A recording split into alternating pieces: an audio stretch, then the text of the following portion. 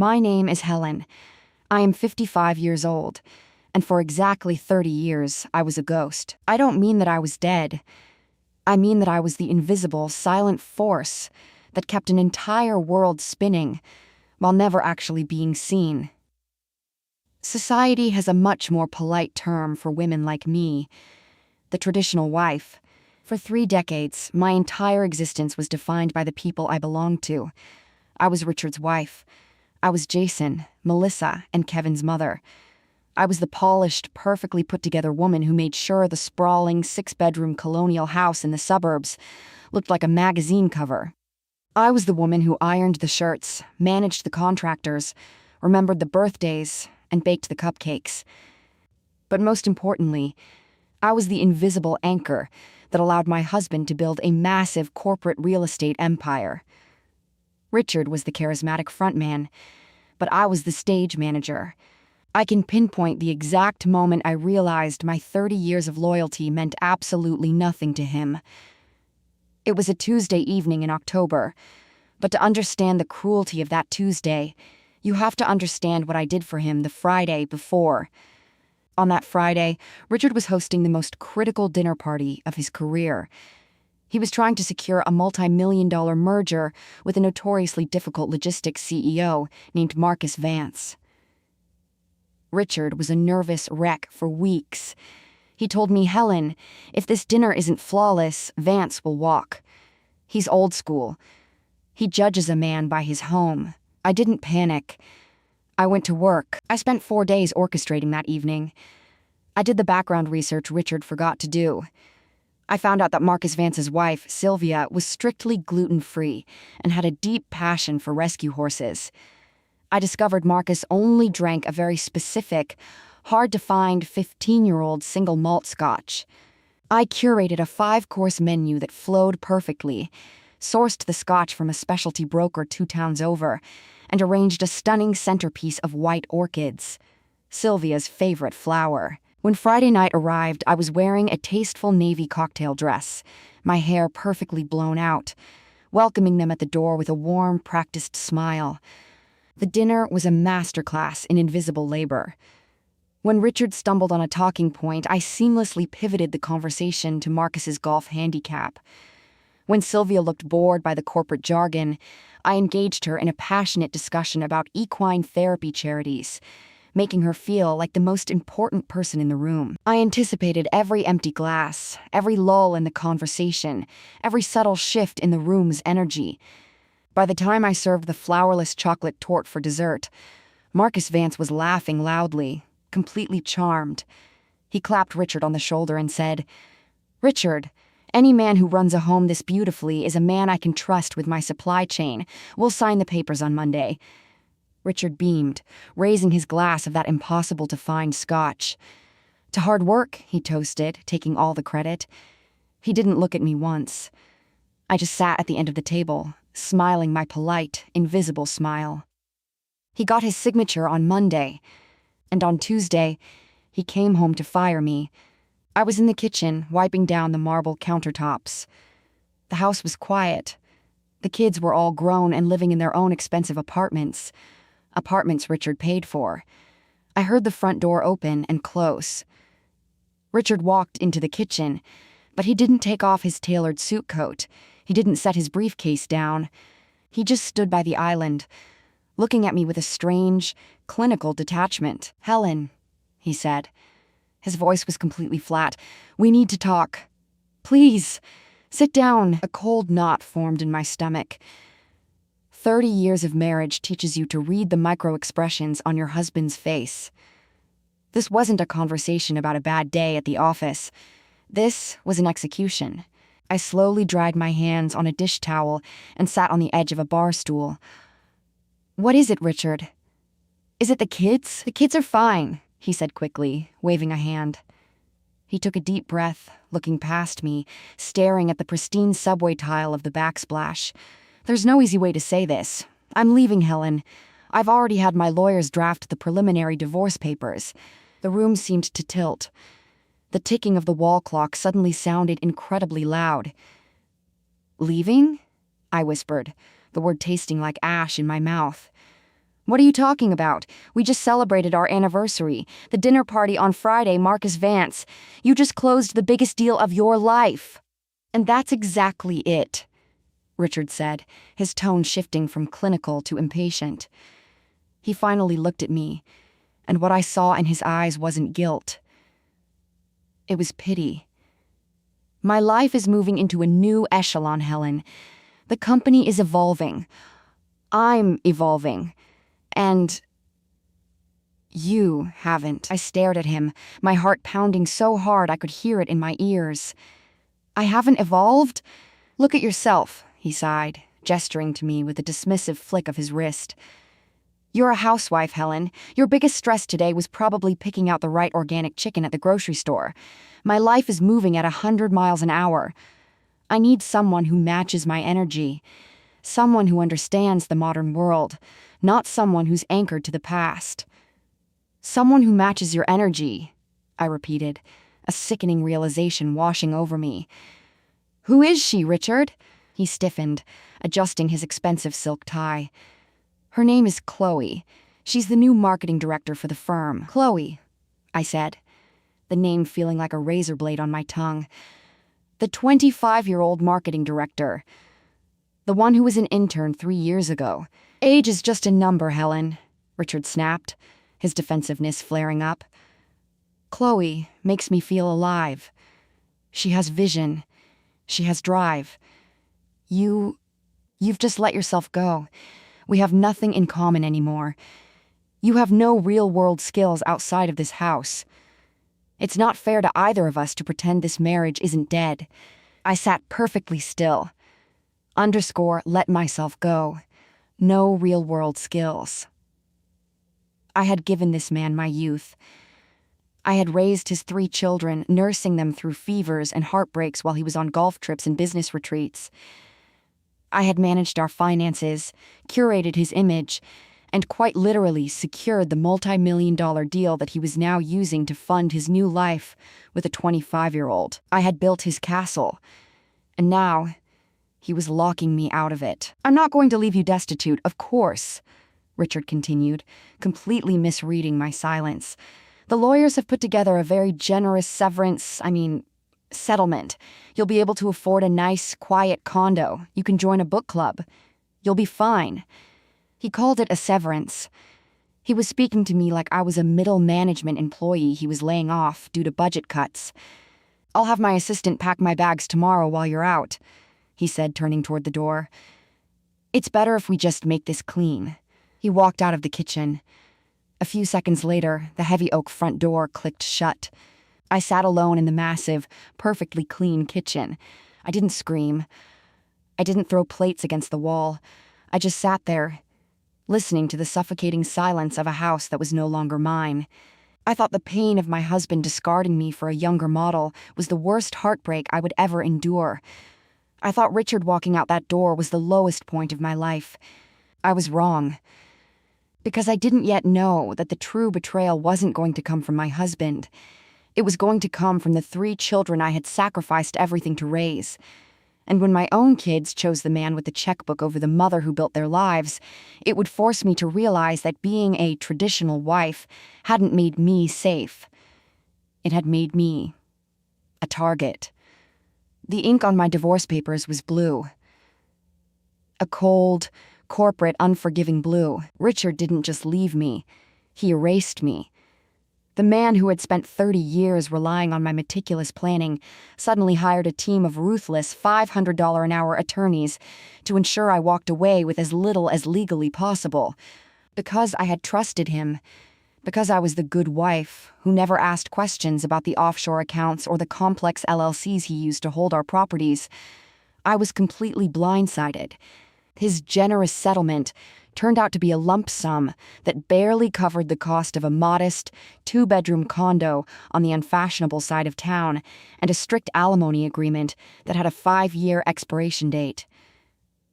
He kept the 6-bedroom colonial. He kept the investment portfolios.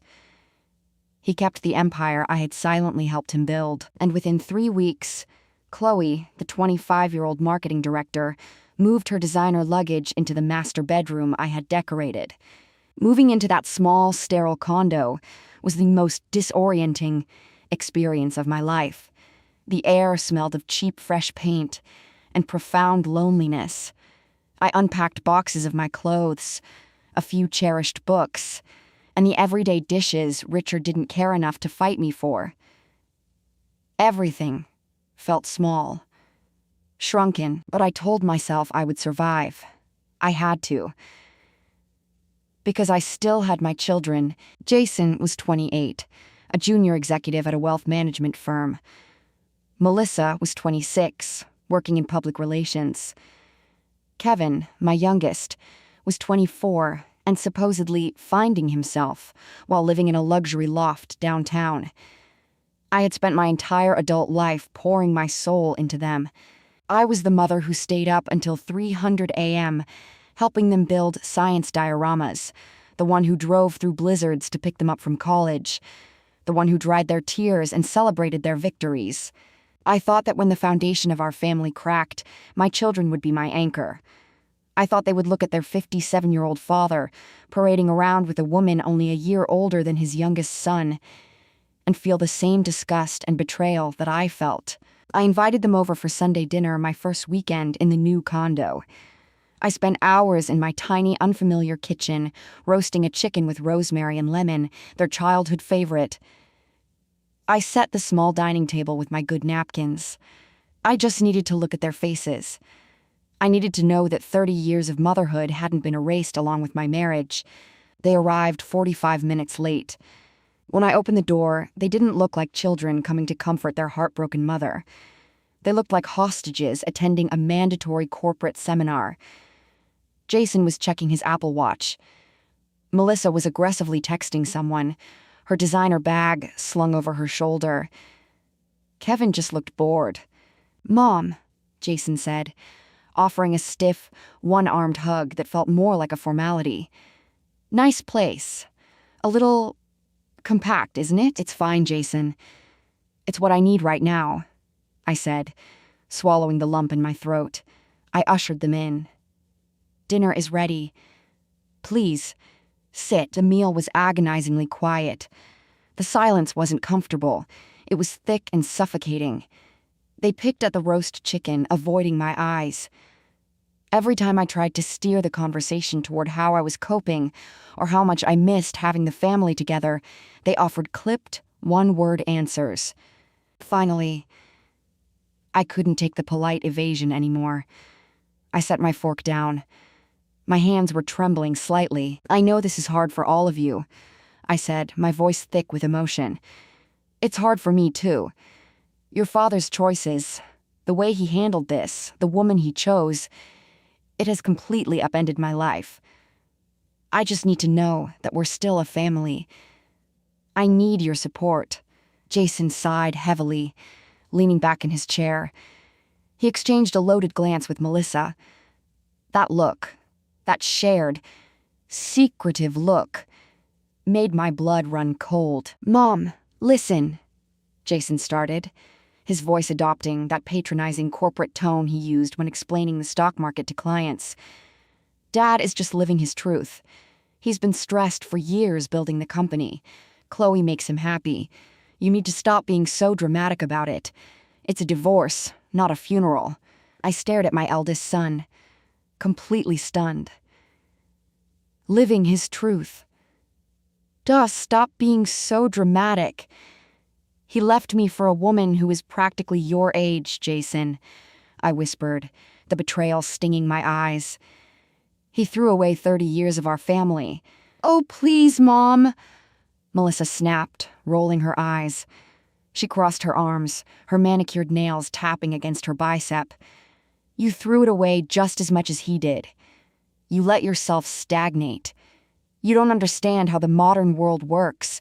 Dad is out there securing million-dollar deals, and you're upset because you don't get to host the country club mixers anymore." "Melissa!" I gasped, the cruelty of her words feeling like a physical slap across the face. "She's not wrong, Mom," Jason chimed in, leaning forward. "You're acting like a victim, but what did you expect? You're just a housewife. You have no real-world skills. You expected Dad to stay anchored to the past while he was trying to build an empire. You were holding him back. I looked at Kevin, my baby boy, silently pleading for him to say something. To defend me. Kevin just shrugged, looking down at his plate. Dad's paying my rent, Mom. I can't get in the middle of this. Besides, Chloe got us VIP tickets to the Coachella Festival next month. She's actually pretty cool once you get to know her. The air left my lungs. The room started to spin. I looked at the three adults sitting at my table. I saw the designer clothes on their backs. I saw the expensive watches on their wrists. I saw the absolute terrifying entitlement in their eyes. Richard hadn't just bought a new 25-year-old wife. He had bought my children. Because Richard controlled the trust funds, the allowances, and the down payments on their luxury apartments, my children had effortlessly calculated the math of their loyalty. Their father was the bank. I was just the woman who had wiped their noses and baked their birthday cakes. And in their cold, shallow world, unconditional love simply couldn't compete with a limitless platinum credit card. I see, I said. My voice wasn't trembling anymore. It was hollow. I slowly stood up from the table and began picking up their half-eaten plates. Mom, don't do the whole guilt trip thing, Melissa groaned, picking up her phone. We're just being honest. You need to get out there. Get a hobby. Join a knitting circle. Just let Dad be happy. I think you should leave, I said softly, not looking at them as I carried the plates to the sink. Excuse me? Jason asked, offended. I said, leave, I repeated, my voice gaining a quiet, sharp edge. I turned around to face them. I didn't cry. I refused to let them see me break. I spent 30 years raising you to be kind, decent people. Clearly, I failed.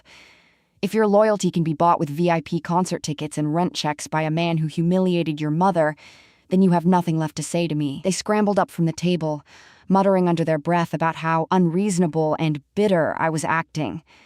Within 2 minutes, the front door clicked shut. I stood in my tiny kitchen, listening to the silence. I scraped the roast chicken I had spent hours preparing straight into the garbage disposal.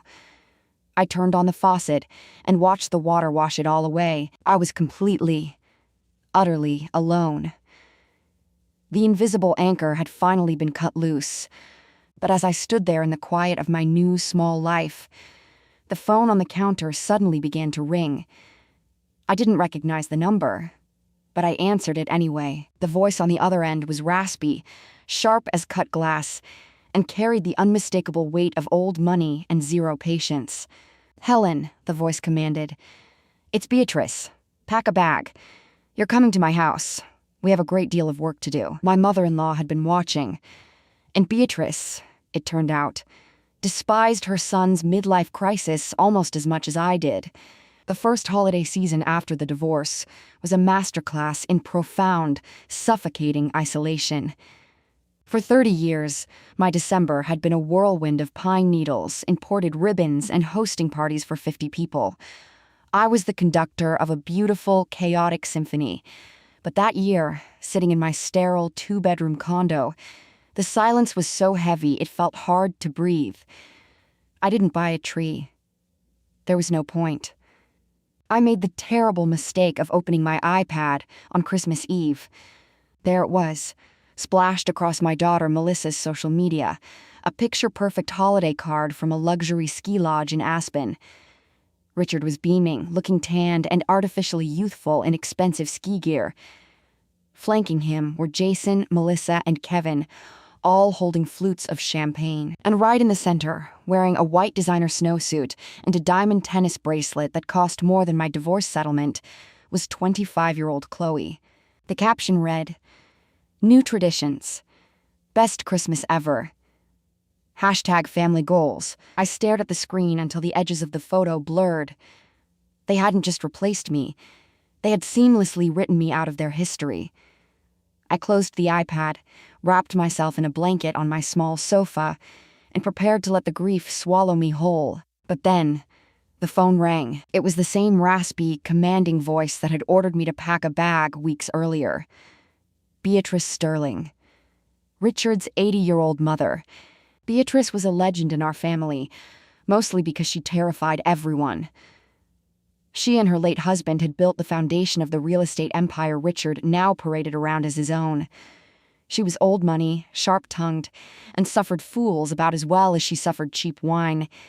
Even Richard was terrified of her. For 30 years, I was the only one who knew how to make her favorite scones, and the only one willing to sit through her brutally honest critiques of modern society. "Helen," Beatrice snapped over the line, "no greeting, no pleasantries. I am sitting in a house that is entirely too large, staring at a Christmas ham I have no intention of eating alone. My son is currently freezing his midlife crisis off in Colorado, with a child who doesn't know the difference between a salad fork and a shrimp fork. Get in your car." It wasn't an invitation. It was a summons. Half an hour later, I pulled up to the wrought iron gates of Beatrice's historic stone estate. When I walked into her drawing room, she was sitting by a roaring fire, wrapped in a cashmere shawl, a glass of neat scotch resting on the table beside her. Her silver hair was perfectly coiffed, her posture straight as a steel rod.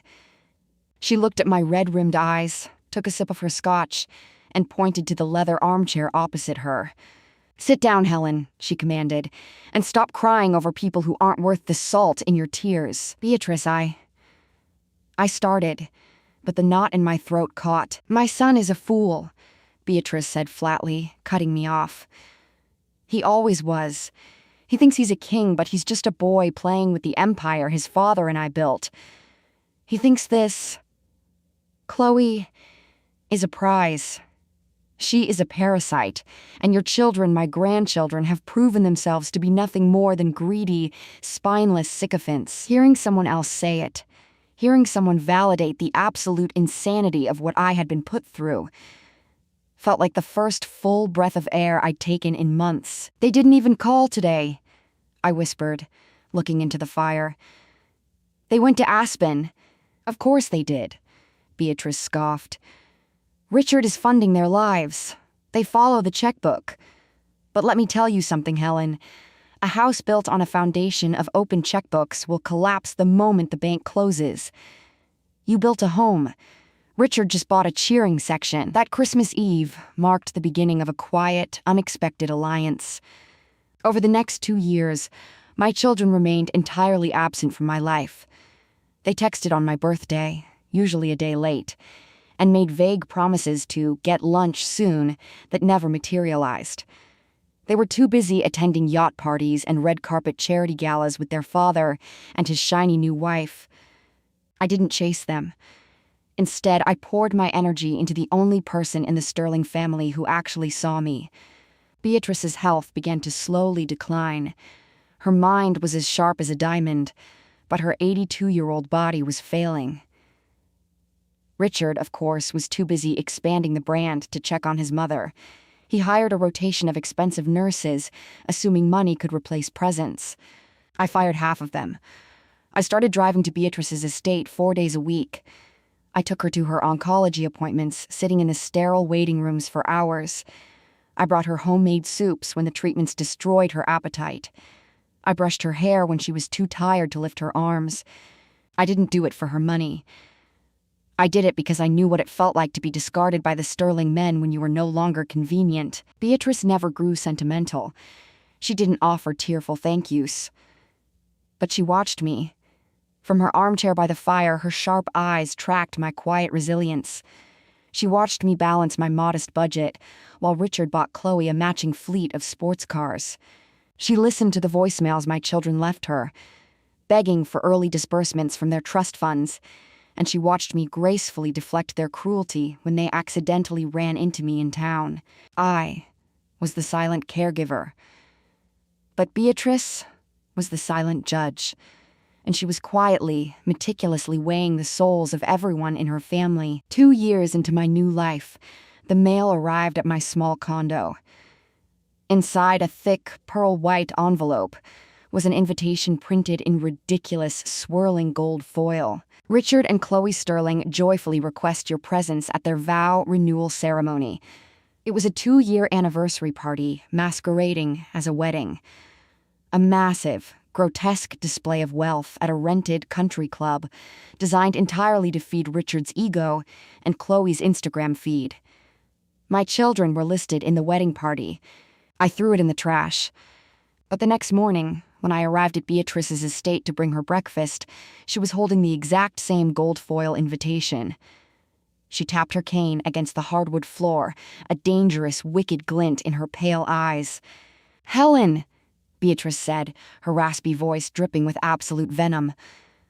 "We are going shopping." I blinked. "Shopping?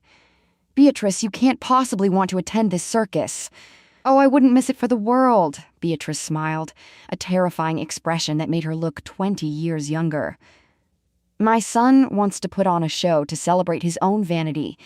It is only fitting that the two women who actually built his life are sitting in the front row to watch." She pointed a crooked finger at me. "You are going to wear the most elegant, expensive dress we can find. You are going to hold your head high.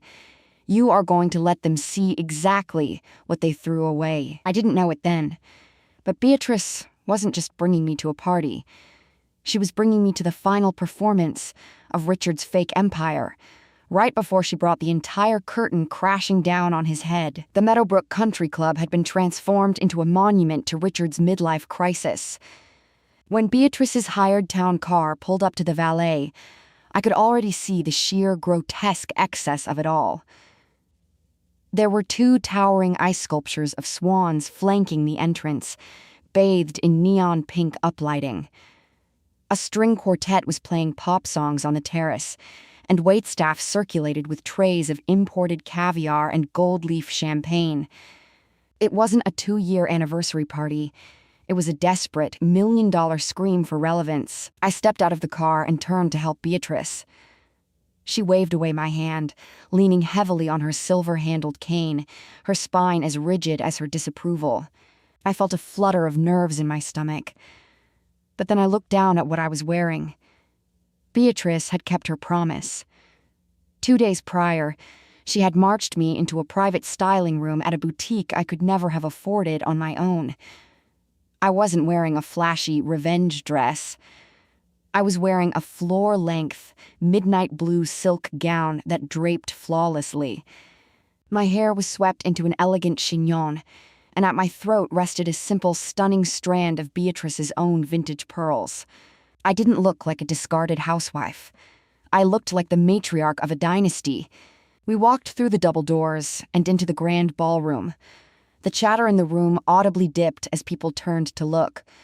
Richard's corporate partners, the country club wives who had stopped returning my calls, and the society gossips all stared. They had expected me to be hiding in my condo, weeping over a tub of ice cream. Instead, I was walking arm in arm with the terrifying founder of the Sterling Empire. Richard spotted us almost immediately. He was standing near the massive 5-tier cake, wearing a white tuxedo jacket that made him look like a cruise ship director. Next to him was Chloe. She was poured into a sheer, heavily beaded mermaid gown that was entirely inappropriate for a vow renewal, dripping with diamonds that Richard had undoubtedly bought on credit. Richard's face flushed a deep, angry red. He whispered something to Chloe, detached himself from his new bride, and marched over to us, his smile looking like a bared row of teeth. "Mother," Richard hissed, keeping his voice low so the nearby guests wouldn't hear. "What is she doing here? This is a closed guest list." Beatrice didn't even blink. She slowly looked her son up and down, her lip curling in disgust. "You look like a waiter, Richard, and I am your mother. I do not require a guest list. Helen is my +1, because she is the only person in this room whose company I actually tolerate. This is my night," Richard gritted out, his eyes darting to me with pure venom. "Helen, you have no right to be here. You're trying to ruin Chloe's moment."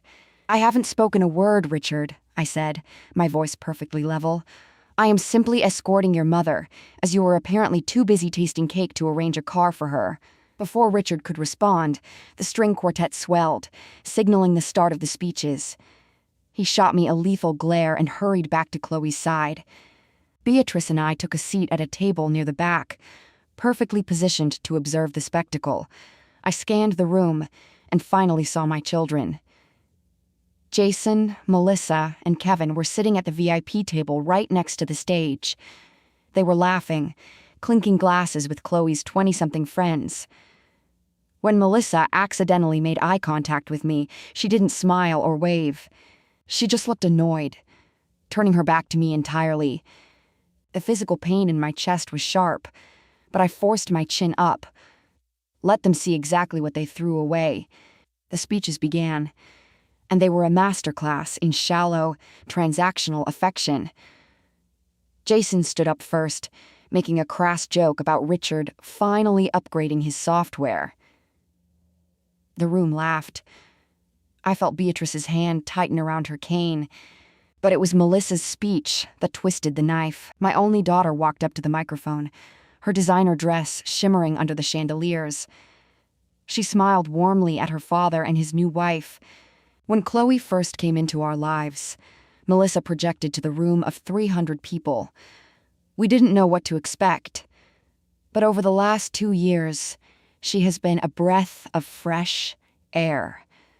She brought youth, vision, and actual energy back into this family. She taught us that you don't have to be anchored to the boring, traditional past to be happy. You can reinvent yourself. So, to my dad and to my amazing stepmom, thank you for showing us what modern love looks like. The applause was deafening. Chloe dabbed at her dry eyes with a tissue. Richard beamed with pride. I sat frozen in my chair. The boring, traditional past. My own daughter had just summarized 30 years of my devotion. Every fever I nursed, every meal I cooked, every sacrifice I made, and dismissed it as a boring anchor holding her father back. I felt a warm, papery hand slide over mine. I looked over. Beatrice wasn't looking at the stage. She was looking at me. Her expression wasn't pitying. It was fiercely, violently protective. She squeezed my hand. A silent promise. Then, Richard took the microphone. He puffed out his chest, looking out over the crowd of investors and society elites. This was his moment. This was the performance he had paid millions for. Family, Richard boomed into the microphone, is about legacy. It's about building something that lasts. When my father and my mother started our first real estate holding, they had a vision. Tonight, I am looking toward the future. A future that I am building with my beautiful wife, Chloe. He paused, letting the crowd swoon. Then, he looked directly at his 3 children. Jason, Melissa, Kevin, he said, his voice swelling with pompous authority. I promise you right now in front of all our friends that the Sterling legacy is secure. The foundational trust, the millions that built this empire, will soon be transitioning into my hands. And from my hands, it will go to yours. We are going to ensure that your trust funds, your children's trust funds, and this company will dominate for generations to come. To the Sterling Empire! The room erupted into cheers. Glasses clinked. My children beamed, their eyes practically flashing with dollar signs at the public promise of their inheritance. Richard looked out into the crowd, his eyes finding his mother's face. He offered her a smug, self-satisfied smile, completely certain that he was the king of the world, untouchable and victorious. He had no idea that the woman he was smiling at had already signed the paperwork to end his entire reign. Beatrice didn't smile back. She slowly picked up her crystal glass of sparkling water, raised it an inch in the air in a mock salute, and then set it back down. She leaned closer to me, the loud music masking her raspy whisper. "Let him enjoy his cake, Helen," Beatrice murmured, her eyes fixed on her son's arrogant face. "It is the last meal he will ever eat on my dime." We left before the dancing started. As we walked out through the neon-lit ice sculptures, I felt something fundamentally shift inside me. The heartbreak over my children's betrayal was still there, but it was no longer a bleeding wound. It had scarred over into something much harder. I was done crying over people who only valued me when I was useful to them. 6 months later, the universe would finally call Richard Sterling's bluff, and when the curtain closed on Beatrice's long, formidable life, it would open on the most terrifying boardroom meeting my ex-husband had ever faced. 6 months after the vow renewal, the inevitable finally happened. Beatrice's iron will, which had sustained her through 8 decades of building an empire and suffering fools, could no longer sustain her failing body.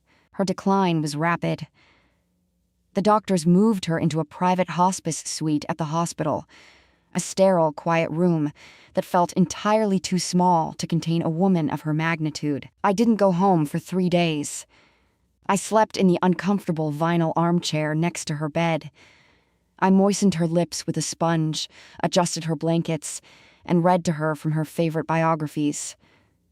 In the quiet hours of the night, when the only sound was the steady, rhythmic beep of her heart monitor, I held her fragile, papery hand. She was slipping in and out of consciousness, but every time she woke, her pale eyes would find me. She never said thank you. She didn't have to. The grip of her fingers told me everything I needed to know. On the morning of the 3rd day, the doctors told us it was a matter of hours. I finally called Richard. It took him 4 hours to arrive. When the heavy wooden door of the hospice suite swung open, the quiet sanctuary I had maintained for Beatrice was instantly shattered. Richard walked in wearing a tailored charcoal suit, checking his Rolex before he even looked at his dying mother. Chloe trailed behind him, wearing oversized designer sunglasses indoors and holding a cup of iced coffee. My 3 children followed a few minutes later. They didn't look like they were losing their grandmother. They looked like they were waiting in line at the DMV. Jason was actively typing an email on his phone. Melissa sighed heavily, complaining about the hospital parking. Kevin stood awkwardly by the door, refusing to come closer to the bed. "Well," Richard sighed, standing at the foot of the bed with his hands in his pockets. He looked at Beatrice's sleeping form with a clinical detachment. "The doctor said it's imminent. We should probably start making the arrangements. Chloe, text the PR team. We need to control the narrative on her passing before the market opens tomorrow." I sat in my vinyl chair, absolutely disgusted. "Richard, she is still breathing. She can hear you." Richard rolled his eyes, adjusting his cuffs. "Oh, Helen, please spare me the melodrama.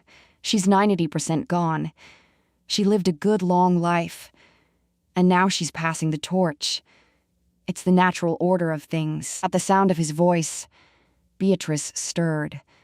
Her eyes slowly fluttered open. Richard immediately changed his posture, leaning over the bed and putting on a mask of deep, performative grief. "Mother, I'm here.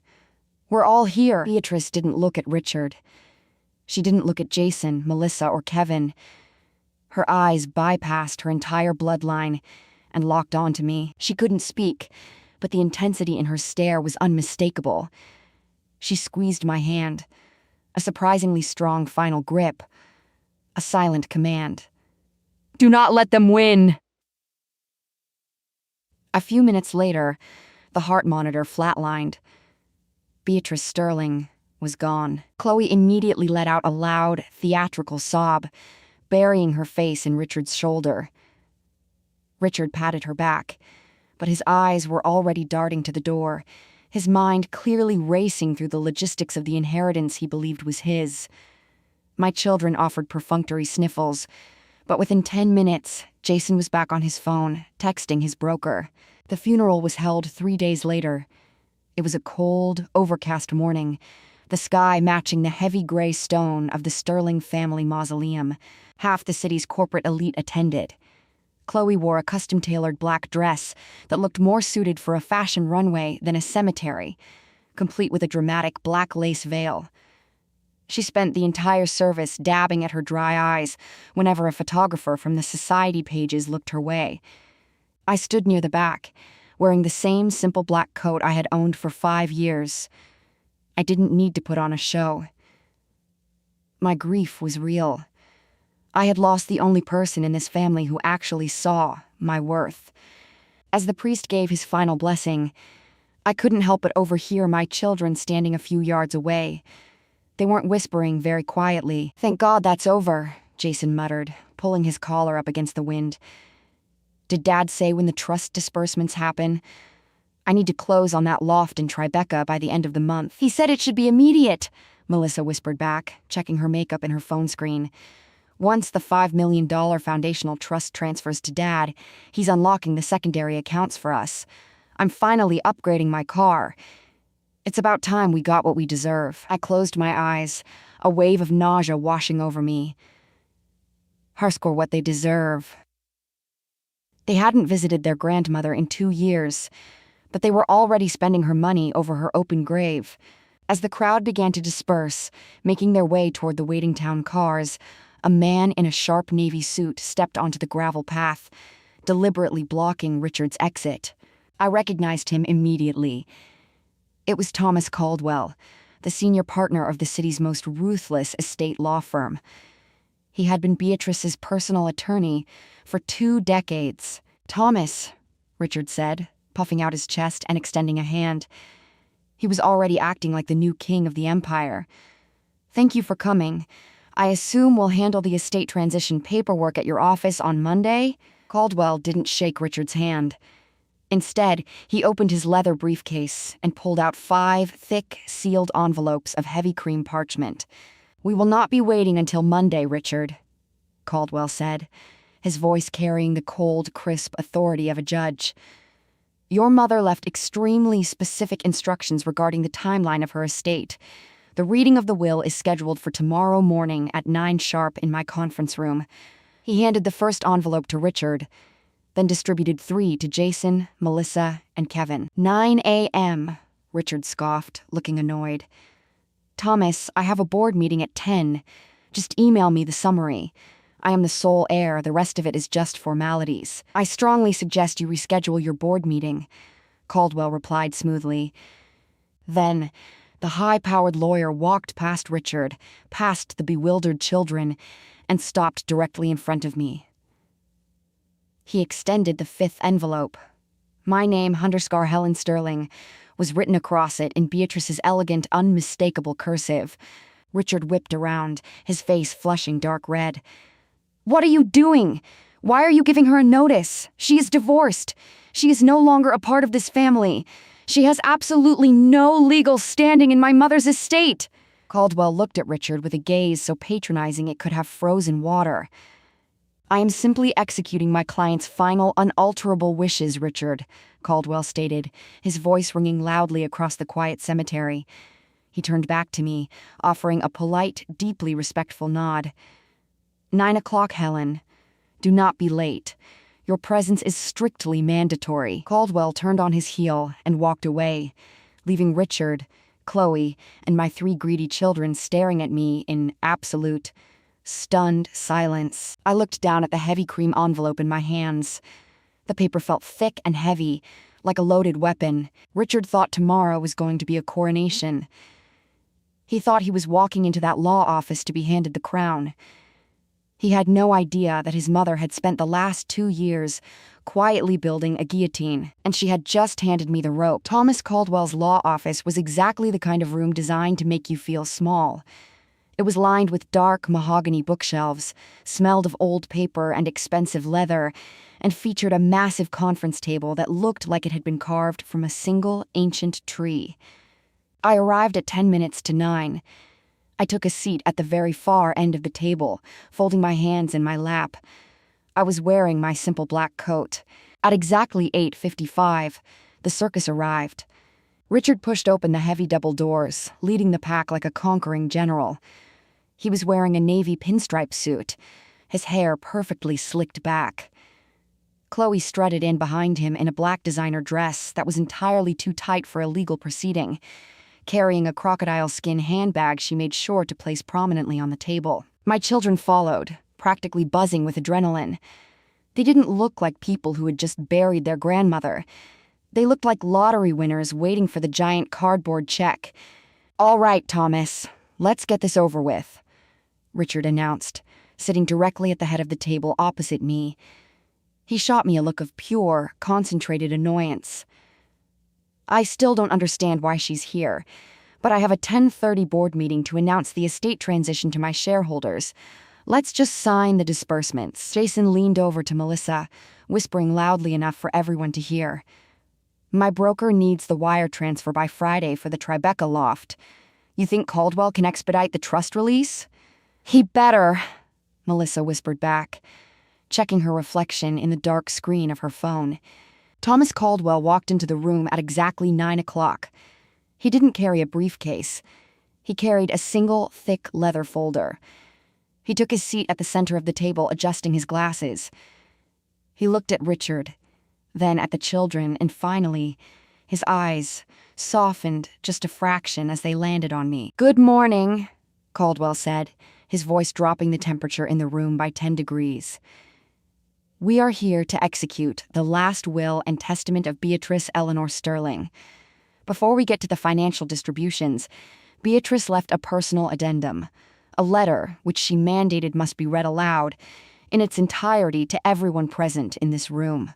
Richard sighed heavily, rolling his eyes. "Fine. Read the letter. My mother always did love the sound of her own voice." Caldwell pulled a piece of heavy cream stationery from the folder. He cleared his throat. When he began to read, it wasn't Caldwell's voice I heard. Through the biting, razor-sharp words, Beatrice's ghost filled the room. "If you are hearing this," Caldwell read, "it means my body has finally given out. Which is a profound shame, because my mind remains the only sharp instrument in this entire family." Richard shifted uncomfortably in his leather chair. Chloe stopped chewing her gum. "I have spent the last 2 years of my life sitting in an armchair, watching the empire my husband and I built be treated like a personal piggy bank by a fool," the letter continued. "Richard, you were handed a kingdom, and you convinced yourself you were a king. You traded a woman who built your foundation for a girl who only knows how to spend your ceiling. You are not a visionary. You are a cliché." Richard's face drained of color. His jaw dropped. "Thomas, stop reading this. This is—" "I am legally bound to finish, Richard," Caldwell snapped, never losing his place. He continued reading Beatrice's words. "And to my grandchildren. Jason, Melissa, Kevin. I watched your mother pour her soul into raising you, only for you to abandon her the second your father waved a platinum credit card in your faces. You believe you are heirs to a dynasty. You are not. You are simply expensive dependents. You have no loyalty, no work ethic, and no spine." Jason's mouth fell open. Melissa actually dropped her phone onto the table. The smug, greedy anticipation that had filled the room just moments ago evaporated, replaced by absolute, suffocating shock. My children looked at each other, the reality of their grandmother's disgust finally piercing their bubble of entitlement. "A legacy is not simply money," Caldwell read, Beatrice's words echoing with finality. "A legacy is the strength required to hold it, and there is only one person in this room who possesses that strength." Caldwell carefully folded the letter and placed it back into the folder. He looked up, peering over his glasses at the stunned, silent faces of the Sterling family. "We will now move to the distributions," Caldwell stated clinically. "To her son, Richard Sterling, Beatrice leaves the sum of $1 to officially prevent any legal contestation of this document." $1? Richard exploded, leaping out of his chair. "Are you out of your mind? I am her only son. I run the company. The company sits on the land owned by her trust." "Sit down, Richard," Caldwell barked, a terrifying command that actually made my ex-husband drop back into his seat. "To her grandchildren, Jason, Melissa, and Kevin," Caldwell continued, ignoring their panicked breathing, "Beatrice leaves the contents of her vintage clothing collection to be divided equally, with the hope that they might finally learn the value of something that wasn't bought yesterday." "Her clothes?" Melissa gasped, her voice shrill and trembling. "What about our trust funds? Dad promised us the secondary trusts." "Your father cannot promise money he does not own," Caldwell said coldly. He turned the page. The room was so quiet I could hear the blood rushing in my ears. "Which brings us to the Sterling Foundational estate," Caldwell said. This was it. The $5 million trust. But as I had learned during my 30 years of marriage, $5 million in cash wasn't the prize. This specific trust held the controlling shares of the commercial real estate that Vanguard Holdings, Richard's entire corporate empire, was built upon. Whoever controlled the foundational trust controlled the ground beneath Richard's feet. "I, Beatrice Sterling," Caldwell read, reciting the formal legal jargon with perfect clarity, "do hereby leave the entirety of the Sterling Foundational Trust, including all cash assets, property deeds, and absolute voting control of the commercial real estate portfolio." Caldwell paused. He looked directly down the length of the long mahogany table. He looked right at me, to my daughter-in-law, Helen Sterling. She is appointed sole beneficiary and absolute executor of the estate, effective immediately. The silence that followed was not peaceful. It was the sound of the atmosphere being sucked out of the room. Richard stared at Caldwell. Then, slowly, his head swiveled toward me. His eyes were wide, bloodshot, and filled with a terror I had never seen in him before. "No," Richard whispered, his voice cracking. "No, Thomas, that's impossible. She's divorced. She's not a Sterling anymore. She is the only Sterling your mother recognized, Richard." Caldwell replied smoothly, closing the heavy leather folder with a resounding thud. "The transfer was legally expedited this morning. The deeds are already in her name. The $5 million is in her private accounts. Helen is the sole owner of the foundation. But my loft," Jason stammered, looking frantically between his father and me. "Dad, the wire transfer! You said you were paying for it!" "Shut up, Jason!" Richard roared, slamming his fists onto the table. He was hyperventilating, his tailored suit suddenly looking like a straitjacket. He looked at me, his chest heaving. For 30 years, he had looked at me and seen a servant. When he left me for Chloe, he had looked at me and seen a pathetic, obsolete housewife with no real-world skills. But as I sat at the end of that mahogany table, my hands calmly folded in my lap, he finally realized what his mother had done. Beatrice hadn't just given me money. She had given me the leash to Richard's entire company. I didn't smile. I didn't gloat. I just stood up, smoothed the front of my black coat, and looked at the man who had thrown me away. "It seems you have a board meeting to get to, Richard," I said softly, my voice perfectly steady in the chaotic room. "You shouldn't keep your shareholders waiting." I turned and walked out of the law office, the sound of my sensible heels clicking against the hardwood floor. Behind me, the screams and accusations of my ungrateful family finally erupted, echoing off the mahogany walls. Let them scream. I had an empire to audit. Walking out of Thomas Caldwell's law office felt like stepping into an entirely different dimension. The air on the street didn't feel heavy anymore. The relentless, suffocating weight of being the discarded, invisible wife had evaporated. Left behind in that mahogany-paneled room, along with my ex-husband's shattered ego. I hailed a cab, gave the driver the address to my modest 2-bedroom condo, and watched the city blur past the window. My phone started vibrating before the cab even merged into traffic. I looked down at the screen. "Incoming call, Richard." I let it ring. 10 seconds later, it vibrated again. "Incoming call, Jason."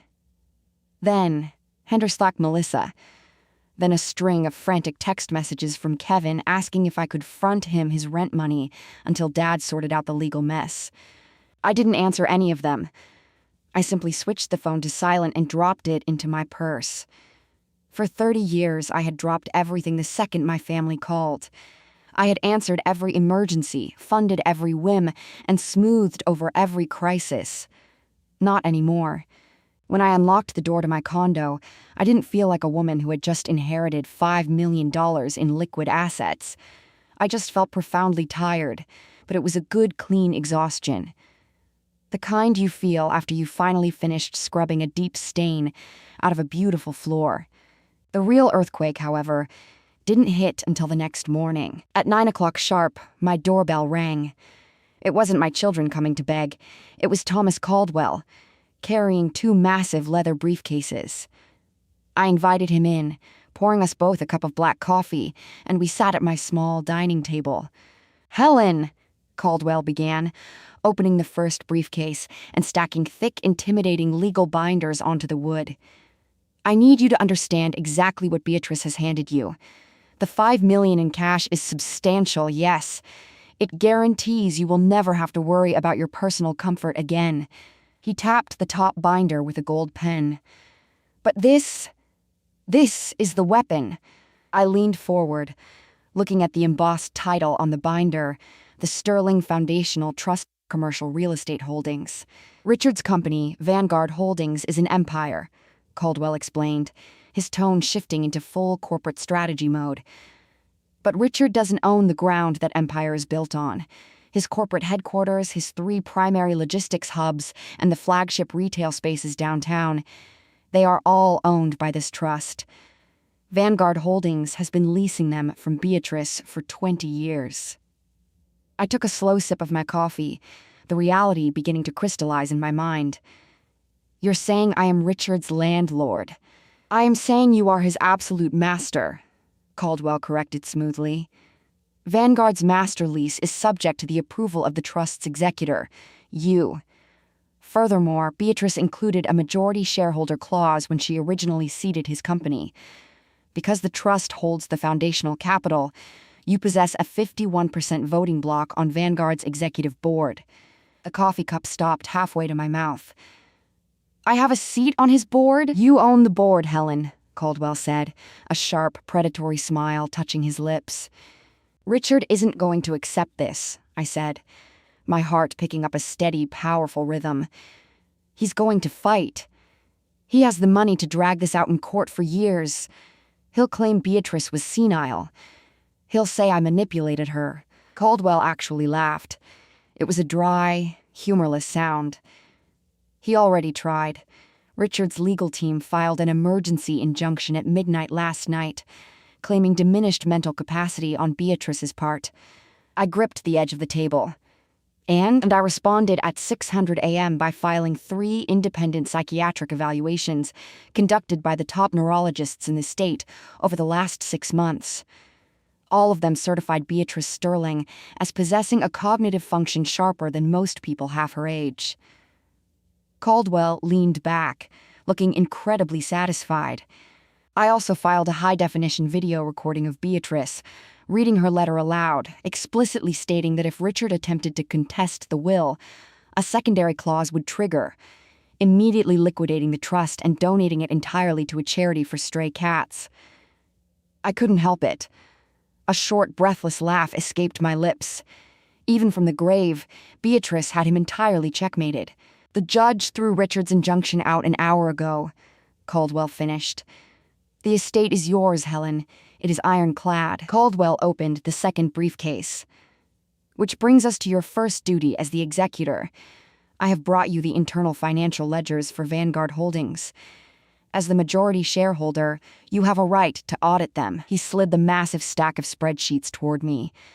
"Richard thinks you won't understand these. He told his lawyers yesterday that you were just a housewife who couldn't read a balance sheet if her life depended on it." I looked at the towering stack of numbers. Richard was right about one thing. I didn't have an MBA. I had never taken a corporate finance class, but I had managed the Sterling household for 30 years. I knew how to stretch a budget when Richard's early investments failed. I knew how to spot a contractor who was overcharging for materials. I knew how to balance a checkbook to the exact penny, and I knew the difference between an investment and a liability. I pulled a pair of reading glasses from my purse, slipped them on, and opened the first ledger. For 2 hours, the only sound in the condo was the turning of pages and the scratching of my pen as I made notes in the margins. Caldwell sat silently, drinking his coffee, watching me work. As I dug deeper into the numbers, the picture of Richard's empire became horrifyingly clear. He wasn't a king. He was a man drowning in his own vanity. The ledgers were a bloodbath of reckless spending. He had been bleeding the company's operational capital dry to fund his midlife crisis. I saw the six-figure company expenses categorized as marketing retreats that mysteriously lined up with his vacations to Aspen and St. Bart's with Chloe. I saw the massive, unauthorized disbursements he was funneling into Jason, Melissa, and Kevin's trust funds to keep them loyal. Worse, to cover up the bleeding, Richard was attempting to push through a massive, highly leveraged corporate merger with a rival firm. It was a desperate, incredibly risky gamble. If the merger failed, Vanguard Holdings would be bankrupt within a year. I took my glasses off and rubbed the bridge of my nose. "He's destroying it," I whispered. "He is sinking the ship just to keep the music playing on the deck." "He is," Caldwell agreed quietly. "The merger vote is scheduled for tomorrow afternoon at the Vanguard Executive Boardroom. If he pushes it through, he might secure enough capital to cover his tracks for another year. If you want to stop him, Helen, you have to do it tomorrow." I looked at the ledgers. I thought about the 30 years of my life that had gone into supporting the man who built this company. I thought about the 25-year-old girl driving a sports car paid for by corporate funds, and my 3 children who had sold their mother out for a VIP lifestyle. They thought I had no real-world skills. They thought I was obsolete. I closed the ledger with a sharp, definitive snap. "Thomas," I said, looking up at the ruthless attorney, "please inform Vanguard Security that a new board member will be attending tomorrow's meeting." The headquarters of Vanguard Holdings was a 30-story monument to my ex-husband's ego. It was all sharp angles, smoked glass, and brushed steel, designed to intimidate anyone who walked through its revolving doors. For 30 years, I had only ever visited this building to drop off dry cleaning or attend mandatory holiday parties, always walking a few steps behind Richard. But at 1:45 on a Tuesday afternoon, I wasn't walking behind anyone. I stepped out of Thomas Caldwell's town car wearing a tailored charcoal gray suit. I didn't wear a pound of makeup, and I didn't carry a flashy designer handbag. I carried a simple leather briefcase containing the financial ledgers of the company I now legally controlled. Caldwell walked beside me, his platinum security badge clearing our path through the lobby and straight into the executive elevator. As we ascended to the 30th floor, I felt my heart thumping against my ribs. I wasn't terrified, I was ready. When the elevator doors parted, we stepped into the hushed, carpeted silence of the executive suite. Through the frosted glass walls of the main boardroom, I could see Richard standing at the head of a massive oval table. He was mid-pitch, gesturing grandly to a PowerPoint presentation projected on the wall. 12 board members sat around him, looking tense. Sitting inappropriately close to Richard, wearing a bright pink blazer that screamed for attention, was Chloe. I pushed the heavy glass doors open. They didn't creak, but the sudden shift in air pressure made half the room turn around. Richard froze mid-sentence, his laser pointer hovering over a pie chart. His annoyance was instantaneous and absolute. "Helen?" he barked, his voice laced with aggressive condescension. "What on earth are you doing here? Security is supposed to screen the lobby. We are in the middle of a highly confidential shareholder vote." "I am aware," I said, my voice calm and carrying perfectly across the silent room. I walked past the stunned executives and took the single empty leather chair at the opposite end of the table. I placed my briefcase on the polished wood and clicked it open. "Get out, Helen," Richard demanded, his face flushing. He looked at Caldwell, who was standing quietly near the door. "Thomas, remove her. My mother's estate is settled. She has no business being in this building." "Actually, Richard," Caldwell said, adjusting his glasses, "she has every right to be here. As the sole executor of the Sterling Foundational Trust, Helen now holds the 51% majority voting block for Vanguard Holdings. She is the chairman of this board, and she is here to vote." A collective gasp rippled around the table. The 12 board members, men and women who had watched Richard bleed this company dry for 2 years, suddenly sat up very straight, their eyes darting between my ex-husband and me. Chloe scoffed loudly, crossing her arms. "This is ridiculous. She's a housewife.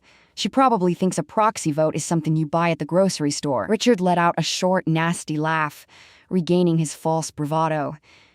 He leaned heavily on the table, looking down the length of it at me. "She's right, Helen," Richard sneered. "You don't belong here. This isn't a book club, and it isn't a PTA meeting. This is a multi-million-dollar corporate merger. You can't just walk in here and play CEO. You don't have the education. You don't have the stamina. You have absolutely no real-world skills." I looked at him. I let his insult hang in the air for 5 full seconds, letting the silence magnify his arrogance. Then, I pulled the financial ledgers out of my briefcase and set them on the table. "No real-world skills," I repeated softly. I put on my reading glasses. "You've always loved that phrase, Richard. You used it to justify throwing me away. You thought that because I didn't have a fancy title, I was stupid. But let me tell you what 30 years of running a household actually teaches a woman." I opened the first ledger. "It teaches you how to spot a leak before it floods the house," I said, tracing a line of numbers with my pen. "For example, I know how to balance a budget, which is why I immediately noticed that Vanguard Holdings' operational capital has hemorrhaged by 30% in the last 24 months. Richard's smirk faltered. The board members leaned in closer. "Running a house also teaches you how to spot a liar," I continued, flipping to the next page. "When a contractor tries to overcharge me for cheap materials, I see right through it, just like I see through these marketing and brand expansion expenses." I looked up, locking eyes with Chloe, who suddenly looked very small in her pink blazer. "In the last year," I read aloud, my voice crisp and authoritative, "Vanguard has expensed over $400,000 on private jet charters, luxury ski chalets in Aspen, and a fleet of leased sports cars. None of which resulted in a single new client acquisition. You aren't expanding the brand, Richard. You are using the company accounts as a slush fund to impress a girl who is young enough to be your daughter." Chloe's mouth dropped open. A few of the board members actively winced, while others nodded grimly. They had known. They just hadn't had the power to stop him. "You can't prove that," Richard stammered, the color completely draining from his face. "Those were legitimate client outreach initiatives." "I don't need to prove it to a jury, Richard. I just need to prove it to the board," I replied smoothly. I closed the ledger and folded my hands on top of it. "Which brings us to this merger you are so desperately trying to push through today." I looked at the slide projected on the wall. It detailed a highly leveraged acquisition of a failing logistics firm. "You pitched this to the board as a strategic expansion," I said, dismantling his lie piece by piece. "But it's not. I've read the terms. You are attempting to take on massive, toxic debt just to secure a short-term cash injection. You are trying to take out a second mortgage to pay off your credit cards before the bank forecloses on the house. If this board approves this merger, Vanguard Holdings will be bankrupt in 18 months. Richard was practically hyperventilating now. "You don't know what you're talking about! You're just a bitter, obsolete ex-wife trying to ruin my life!" "I am the chairman of the board," I corrected him, my voice carrying the absolute, immovable authority of a matriarch who had finally had enough. "And I am officially calling for a vote on the proposed merger." I didn't even look at the other board members. I just looked at Richard. As the proxy holder of the Sterling Foundational Trust, representing 51% of the voting shares, I stated clearly, "I vote no. The merger is vetoed. The motion fails." The room was dead silent. With 2 words, I just snapped Richard's golden parachute and grounded his entire fake empire. Richard collapsed into his chair, staring at the mahogany table in absolute shock. He had spent his entire life bullying people with his checkbook, and he had just been financially and professionally executed by the woman who used to iron his shirts. "Furthermore," I added, packing my ledgers back into my briefcase and standing up, "effective tomorrow morning, Vanguard Holdings is entering a comprehensive financial freeze. An independent forensic auditing firm will be reviewing every single expense filed in the last 2 years. Any funds determined to be misappropriated for personal use will be billed directly to the CEO's personal accounts." I picked up my briefcase and looked at Chloe, whose eyes were wide with panic as she realized the endless fountain of corporate cash had just dried up. "I suggest you learn how to fly commercial, Chloe," I said politely. I turned and walked out of the boardroom, the heavy glass doors clicking shut behind me. I didn't need to look back to know that Richard Sterling was a ruined man. I had stopped the bleeding. Now, it was time to deal with the parasites. Because with Richard's accounts frozen, the golden handcuffs he had used to buy my children's loyalty were about to snap. And they were going to come crawling back to the mother they had thrown away. It took Richard 30 years to build his illusion of an empire. It took exactly 42 days for it to collapse. The forensic audit I initiated at Vanguard Holdings was brutal, swift, and entirely devoid of emotion.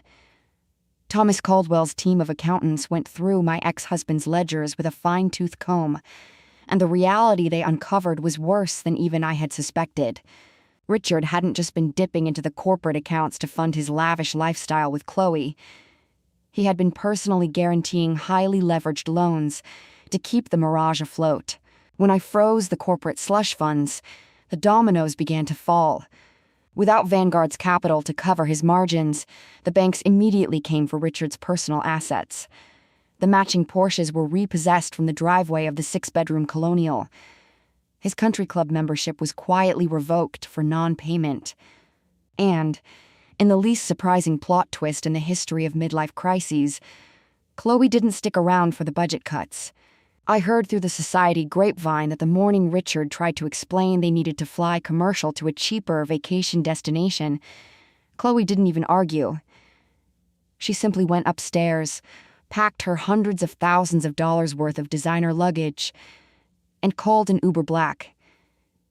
She didn't leave a note, she just vanished. Presumably off to find another man whose credit limit hadn't been revoked by his ex-wife.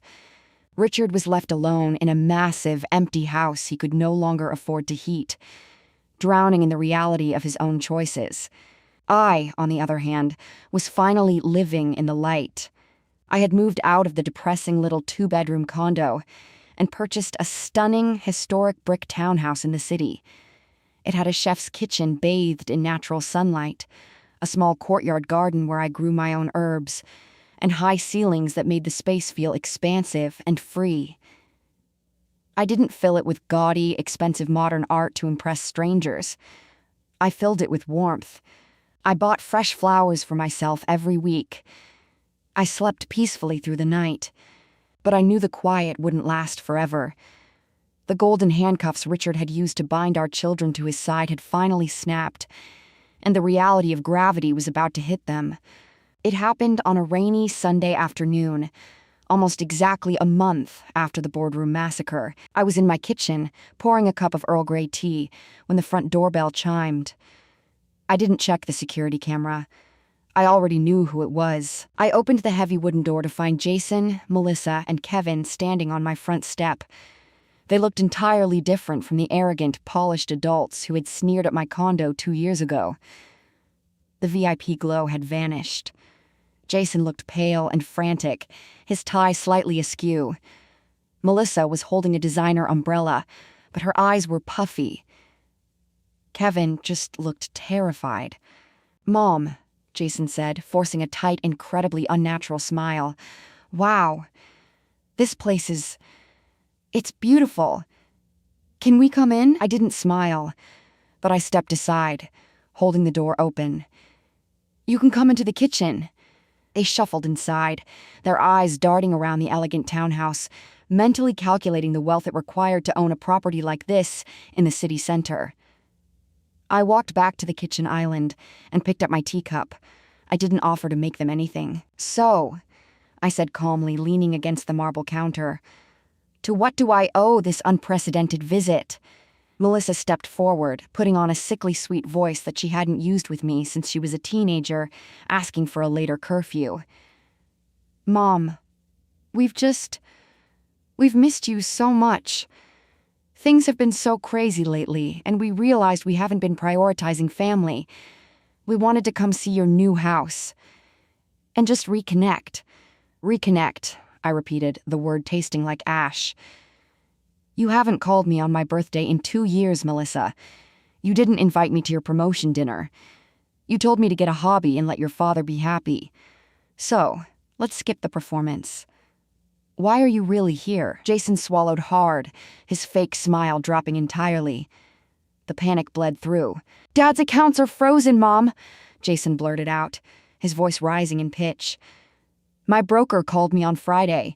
The trust disbursements didn't hit. I am supposed to close on my Tribeca loft in 3 days. If I don't wire the down payment, I lose the deposit. And I lose the apartment. Dad said his hands are tied because of some audit you ordered. My credit cards were declined at a PR luncheon yesterday. Melissa chimed in, her voice shrill with indignation. Do you have any idea how humiliating that was? Dad's assistant told me the secondary trust funds have been suspended. My landlord gave me a 3-day notice to pay my rent, Mom, Kevin mumbled, looking at his shoes. Dad always auto-drafted it.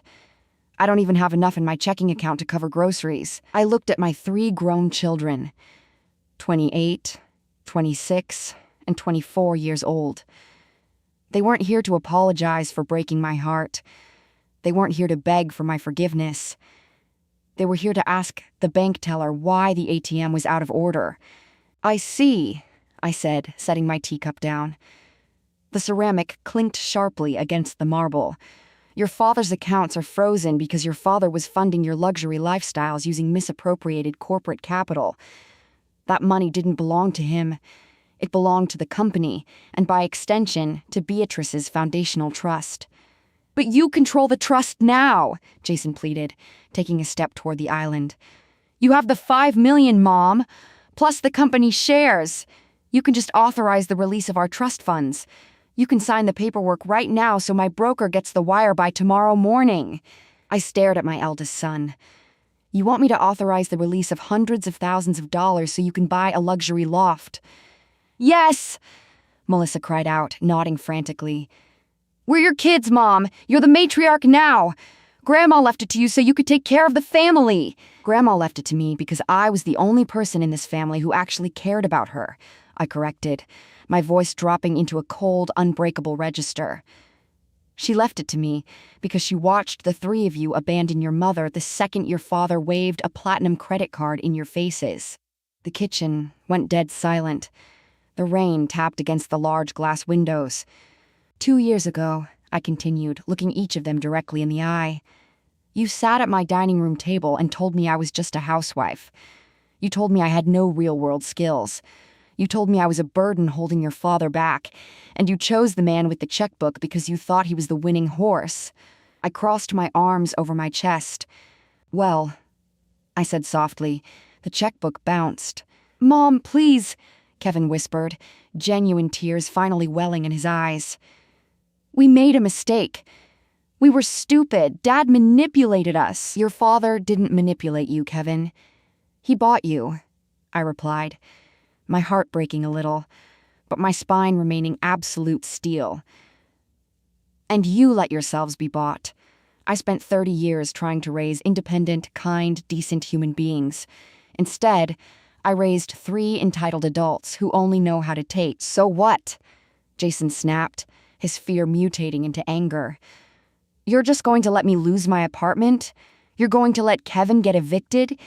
You're going to hoard Grandma's millions and watch us go broke just to teach us a lesson? No, I said calmly. I'm going to watch you get jobs. Real jobs.